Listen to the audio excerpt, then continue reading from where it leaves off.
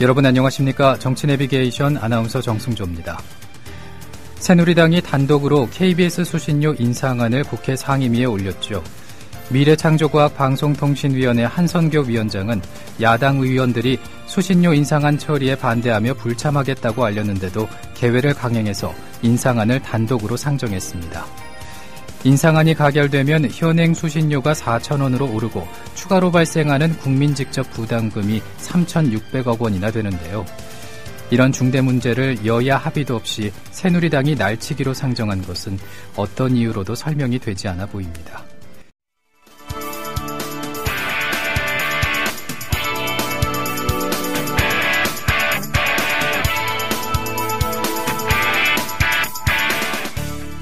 현장성과 깊이가 다른 정치 해설. 지금 여러분께서는 정치 내비게이션을 듣고 계십니다. 진행의 정승조 아나운서입니다.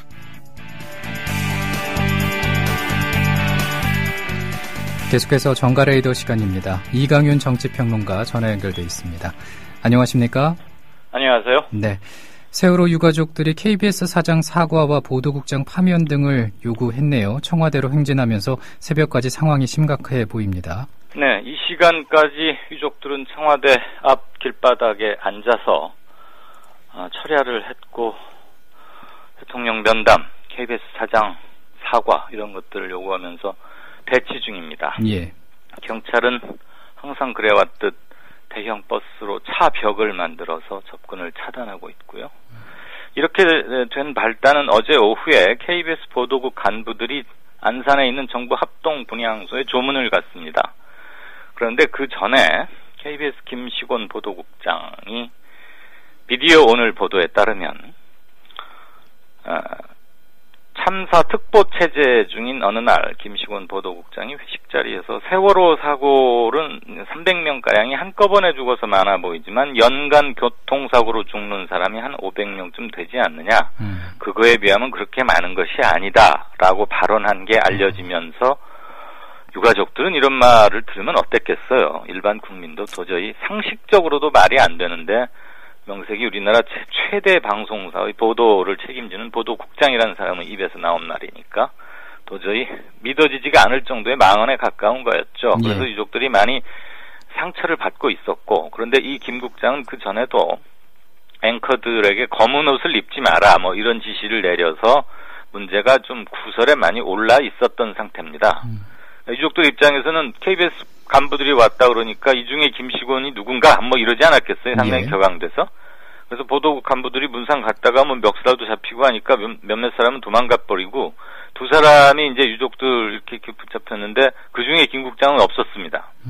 그래서 한 서너 시간 동안 이렇게 뭐 대치라고 할까요? 실랑이랄까요? 하다 그러다가 우린 KBS의 사과를 받으러 가야겠다 그러면서 수십 명의 유족이 자기 자식들 영정 사진을 안고 버스를 타고 KBS로 출발했습니다. 예. 그게 어제 밤 상황이고요. 밤 10시쯤 도착해서 KBS 본관에 가가지고 면회 뭐 이제 면담 사과 이런 걸 요청했더니 뭐 출입증 발급받아 갖고 와라 이런 식으로 항상 그 하는 투 있지 않습니까? 예. 그래서 우리가 여기 지금 방송국 견학 온 줄 아느냐?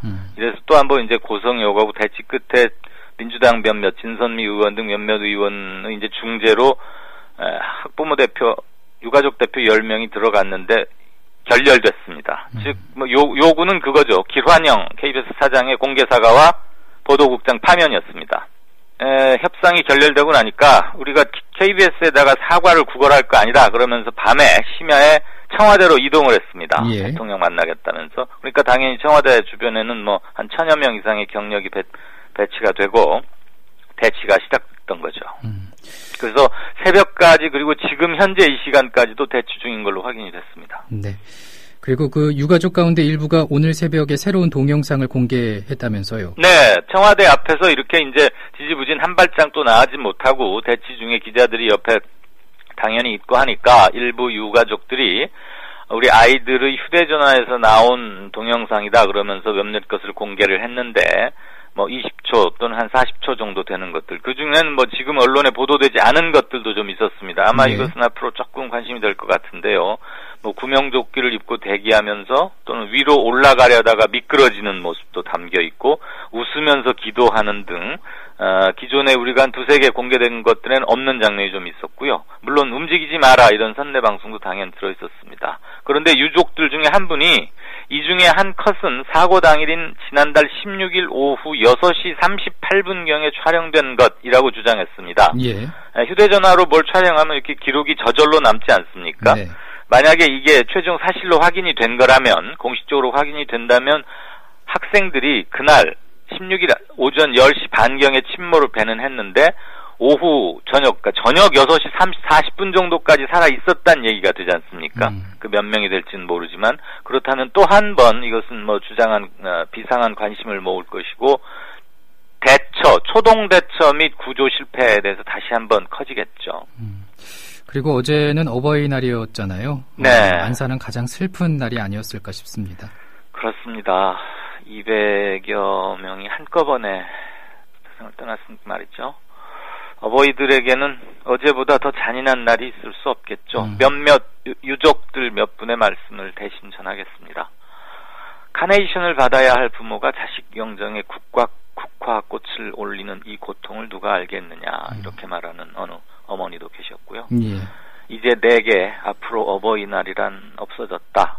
하나밖에 없는 자식을 잃어버린 그런 부모도 이런 말씀을 하셨습니다. 네. 또 다른 분은 다른 모든 상처는 시간이 지나가면서 조금씩 아물기 시작하는데 왜 이 상처는 갈수록 더 아픈 건가요? 라고 한탄조로 말을 해서 주변 사람들 눈시울을 붉게 하기도 했습니다. 네.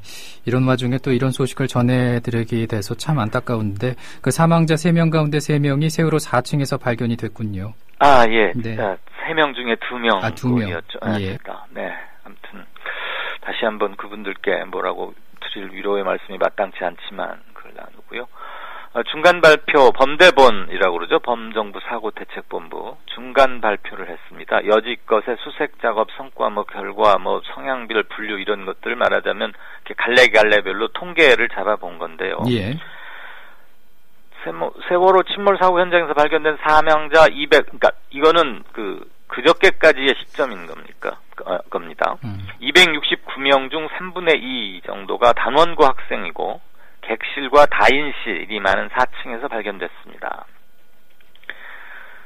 시신이 발견된 269명 중에서 4층에서 발견된 사람이 176명. 예. 그러니까 시신 확인자 중에요. 그러니까 3명 중에 2명 꼴인 것이고, 그 다음으로 많았던 거는 식당, 그리고 단체 객실이 있는 3층에서 38명, 그 다음에 조타실과 승무원 선실이 모여있는 5층에서는 14명의 시신이 수습됐습니다. 예. 이 말은 꼭 시신이 수습된 장소를 말하는 거지, 이들이 그곳에 상주했다거나 선실 위치가 꼭 그렇다는 건 아닙니다. 예. 사고 당시에 위로 올라갔을 수도 있고, 대피 과정에서 5층으로 갔을 수도 있고 하는 얘기죠.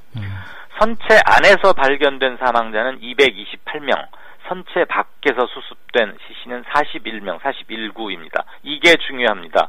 선체 밖이란 말은 무슨 힘으로인가, 조류에 떠밀렸건 어떻게 밖으로 나왔다는 얘기지 않습니까? 예. 이게 흘러나온 거면은 유실 가능성이 상당히 높아진다고 우려하는 대목인 것이고, 탈출을 위해서 수영을 하려고 잠시 시도를 했다가 그만 익사를 한 거라면은 조금 얘기는 달라지겠지만, 근데 그거를 지금 명확히 알 수는 없는 상황이죠.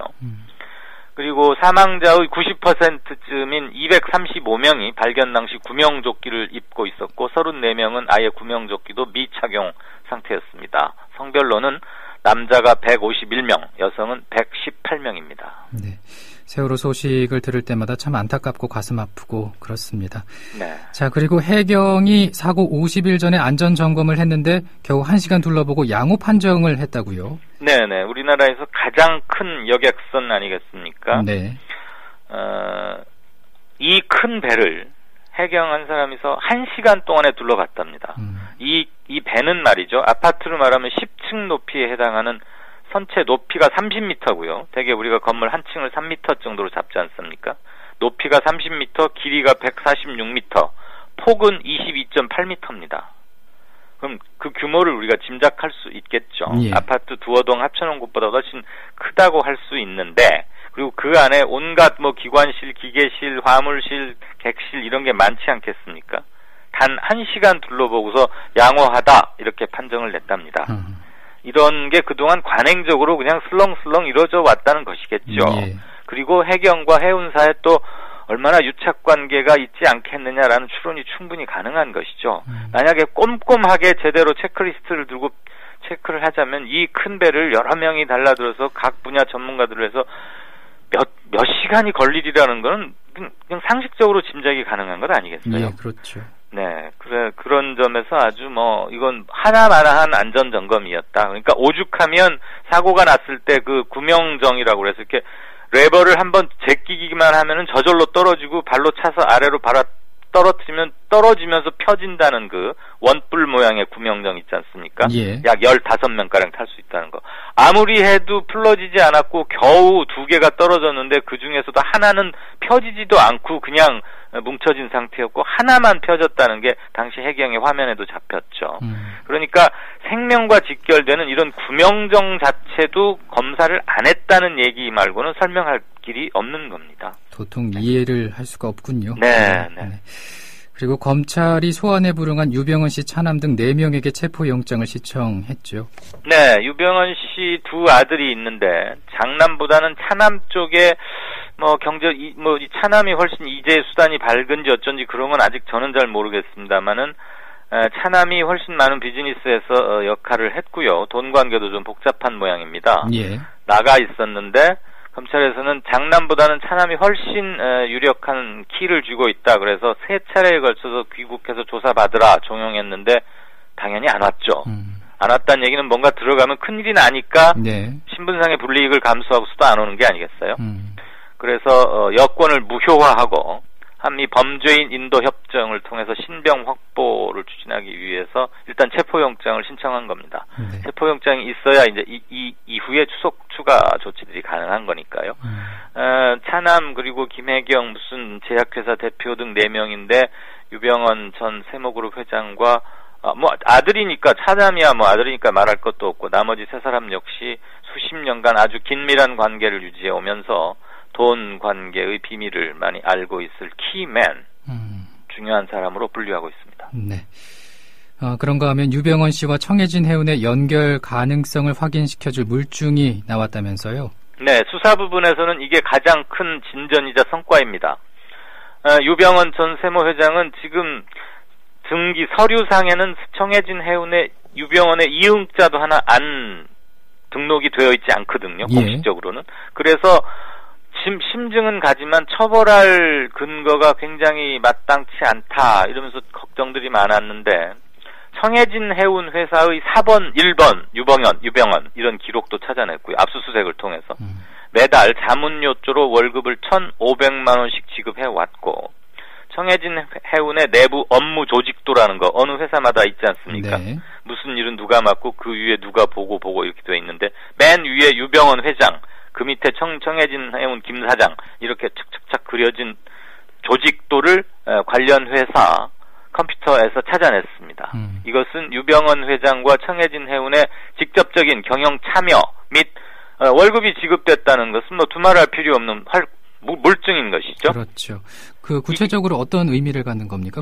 그렇다면 이것은 유병헌 회장에 대해서 업무상 과실치사 혐의를 적용해서 형사처벌이 가능해진다는 겁니다. 예. 그리고 세월호로 인해서 지금 피해가 어마어마할 거 아닙니까? 인적 피해, 물적 피해 말할 거 없죠.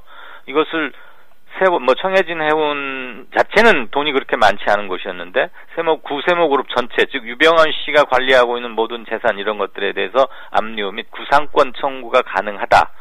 그런 근거를 확보했다는 점에서 의미가 있습니다. 네. 세월호 수색과 관련해서 어제 소족이라고 해서 선내 수색 작업에 많은 기대를 하고 있었는데 성과는 그닥 크지가 않았네요. 네. 어제 소저기를 맞기 전까지 실종자가 35명이었습니다. 이들을 단 한 분의 유실 없이 찾아내는 게 그나마 이 대규모 참사에서 그나마 유족들의 마음 한 부분을 달래줄 수 있는 거였는데 좀처럼 그동안 약 40시간 동안 진척이 없었거든요. 예. 근데 어제 오후에 겨우 시신 3구를 추가로 수습하는데 일단 그쳤습니다. 이번 소조기 때가 가장 조류의 유속도 느리고 기상 상태도 좋을 거라고 그래서 마지막 희망을 걸고 10일, 그러니까 내일이겠군요. 10일까지는 이것을 끝내자 이런 의욕으로 작업에 임했는데 의외로 초기 한 8, 9시간 동안 진척이 없다가 어제 4층 선수 중앙 우현 객실에서 남성 시신 2구, 5층 선수의 우측 선원실에서 여성 시신 1구를 수습했습니다. 예. 선원실에서 나왔다고 하니까 승무원일 가능성이 높긴 하지만 승객들이 마지막 그 위기 탈출의 순간에서 이동했을 가능성이 있으니까 꼭 이 여성 시신 1구를 선원으로 단정하기엔 아직 이릅니다. 이렇게 됨으로써 현재 발견된 사망자는 272명, 실종자는 32명 상태입니다. 이 시간 현재요. 네. 이런 소식을 접할 때마다 그 유가족들, 실종자 가족들의 마음은 어떨까 싶은데 네. 그 민경욱 대변인의 망언성 발언 있지 않습니까? 교육부 예. 장관이 라면에 계란을 넣어 먹은 것도 아니고 네. 이것을 보도한 매체들에게 중징계를 내렸다는데 그게 어딥니까? 앞에 그 카네이션 어버이날 네. 말씀드리면서 다들 울적했을 텐데 이런 말을 들으니까 참 이게 같은 나라에서 벌어진 일인가 싶으실 거예요. 라면에 계란을 넣어 먹은 것도 아니고 그래서 참 공분을 샀었죠. 예. 근데 이때 이제 민경욱 대변인이 기자들한테 이거 보도하지 말아 주십시오라고 비보도를 요청을 했다는 겁니다. 그리고서 이제 이런 말을 하니까 몇몇 기자들이 판단할 때 이게 비보도 사안이냐, 이런 망언을 어떻게 할 수 있느냐 그러면서 한겨레 등 몇몇 매체가 비교적 진보적인 매체인데 그 비보도 요청을 지키지 않고 보도를 했지요. 예. 그러니까 이건 엄밀히 말해서 기자단의 자체 결정인 겁니다. 이런 징계는 뭐 청와대가 공식적으로 내린 건 아니고요. 청와대를 출입하고 있는 기자들끼리 모여서 만든 기자단이라는 게 있는데 일종의 신사협정 잘 지키면서 뭐 취재하자 이런 것들로 하는데 뭐 순기능도 있고 역기능도 있습니다. 예. 그런데 이번의 경우에는 한겨레 등 4개 언론사 매체에 대해서 한 달 동안 청와대 못 드나거린다라고 중징계를 내렸거든요. 좀 이게 과연 비보도를 지켜줘야 받아들여줘야 하는 사안인가 이런 싶습니다. 그러니까 그 중징계는 청와대 기자단에서 내렸다라는 말씀이시죠? 그렇습니다. 청와대 뭐 관료들이 내리는 조치는 아니고요. 기자들이 자체적으로 내린 결정입니다. 네. 그리고 이 세월호 참사에 이어서 지하철 2호선 사고까지 안전불감증이 부른 사고들이 연이어 발생하고 있는데 네. 그 1호선인 코레일 구간에서도 사고가 있었죠. 예, 며칠 전인 그 서울 지하철, 서울 메트로에서 관리하는 2호선에서는 아예 추돌 사고가 일어나서 사망자는 없었습니다만은 중상자, 경상자들이 다수 발생해서 놀랐는데 예. 어제는 또 지하철 1호선, 이것은 이른바 이제 코레일이라고 그래서 국철이라고 옛날에 불렀던 거고 서울 인천 간을 다니긴 하지만 관리 주체는 옛날 철도청인 코레일이 맡고 있습니다. 그런데 1호선 송내역과 부계역 사이의 절연 구간, 전기 변환 스위치가 이렇게 바뀌는 구간이 있는 모양이에요. 거기에서 갑자기 신호기가 고장을 일으켜서 사인이 들어오기를 진행, 정지 이렇게 이제 한글로 쓰인다는데 기차가 가고 있는데 갑자기 정지로 바뀌었답니다. 예. 신호기에. 그러니까 기관사는 당연히 차를 멈췄겠죠. 근데 그 순간에 여기가 절연 구간이라고 그래서 전력 공급이 일시적으로 끊어져 버린 모양이에요. 근데 거기가 마침 또 언덕길이었답니다. 그러니까 동력을 상실한 기관차가 언덕길에 쓰니까 후진하지 않겠어요? 예. 밑으로 흘러 내려가 버린 것이죠. 경사를 타고. 그게 한 200m가량 후진을 했답니다. 그런데 다행히 뒤따르는 차가 가까이에 없어서 사고는 없었지만 이 전동차는 200m가량 후진할 당시에는 통제나 제어가 불가능한 상황이었죠. 왜냐하면 동력 공급이 안 된 상황이니까요. 그래서 만약에 뒤에서 온 차가 있었다면 또 한 번 큰 일이 일어날 뻔한 일. 신호기 고장 체계가 계속돼서 빈발되는데 이게 1호선과 2, 3, 4호선, 그다음에 5, 6, 7, 8, 9호선이 이렇게 다 그 관할 체계가 다르거든요. 예. 그래서 어쩔 수가 없다면 이것을 어떻게 확실하게 그 책임을 지우고 매번 이걸 해야지. 그리고 지금 그 서울역과 인천을 다니는 구간에서 보면 코레일이 관리하는 구간이 있고 또 서울 지하철이 관리하는 구간이 따로 있단 말이죠. 예. 이게 다 공무원들의 칸막이 의식 때문에 그런 겁니다. 여기부터는 서울시계 아니니까 이건 우리가 관리할게. 그런데 승객들이 누가 서울에서 인천 다닐 때 그런 걸 따지고 타진 않지 않습니까? 그렇죠. 참 답답합니다. 들으면 들을수록. 그리고 정가 얘기를 좀 해보겠습니다. 새누리당과 새정치민주연합 두 당이 어제 국회 원내대표를 새로 뽑았죠. 네. 공교롭게도 같은 날 둘이 새누리 새정치 모두 뽑았는데 새누리당은 단독 후보였습니다. 그래서 찬반 투표도 없이 그냥 이완구 전 충남도지사였죠. 경찰청장도 하고 이완구 의원은 국회 원내대표로 추대를 했고요. 예. 민주당 새정치연합에서는 네 사람이 나왔는데 노영민 의원과 박영선 MBC 기자 출신의 상당한 강성 인물로 알려져 있죠. 예. 결선 투표까지 갔는데 박영선 69표, 노영민 59표, 10표 차이로 박영선 의원이 당선됐습니다. 원내대표가 말하자면 이제 원내 사령탑이거든요. 예. 당 대표만큼이나 국회가 열리는 동안은 파워가 막강합니다. 근데 여성 의원이 된 것은 이번이 처음입니다. 근데 두 사람의 예. 성향을 놓고 볼 때 이건 뭐 제 주관적인 것도 조금 일부는 들어가 있습니다만 여의도에서 바라보는 중평은 박영선 의원은 대선 국정원 선거 개입 사건에서부터 아주 강한 주장을 펴왔고 대가 강하다.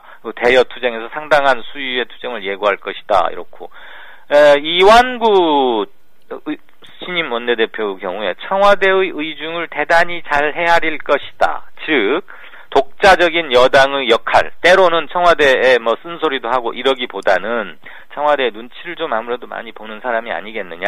그렇다고 보면 강대강으로 부딪힐 수밖에 없다. 즉 두 원내대표에게 재량의 폭이 많아져서 국회에서 그나마 좀 갈등과 대립을 완화시키는 이런 작용보다는 청와대의 뜻을 좀 많이 따르려고 하고 그러다 보면 야당 측에서는 또 강한 성향의 의원 원내대표고 그래서 그다음에 또 지금 우선 맞닥뜨리고 있는 가장 큰 숙제가 세월호 대참사에 대한 국정조사 및 특검 실시 여부거든요. 예. 그런 걸 놓고는 좀 투닥거리거나 많이 부딪히겠다, 순탄치는 않겠다 이런 예상이 벌써부터 나오고 있습니다. 네, 오늘 여기까지 듣죠. 고맙습니다.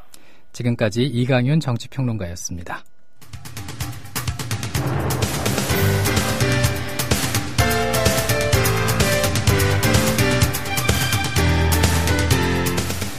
정치 내비게이션 다음 주 월요일 아침 7시에 인사드리겠습니다. 감사합니다.